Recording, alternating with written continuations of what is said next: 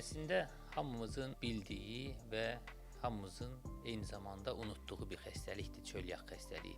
Çölyak xəstəliyi buğda, arpa kimi taxıllarda olan gluten dediyimiz bir zülala qarşı immun sistemdə bir reaksiya, allergik reaksiya nəticəsində bağırsaqların zədələnməsidir ki, bu yüngül formadan çox ağır formalara qədər malabsorpsiya dediyimiz xəstədə ciddi arıqlama, ishal, vitaminsizlik kimi hətta daha ağır nəticələrə gətirib çıxara bilən bir xəstəlikdir çölyak xəstəliyi. Çölyak xəstəliyi əslində çox sıx rastlanan, 100 insandan birində ola biləcəyi öngörülən bir xəstəlikdir. Diaqnostikası bəsitdir, amma klinikası, yəni klinik təzahürü çox geniş şikayətləri əhatə edir.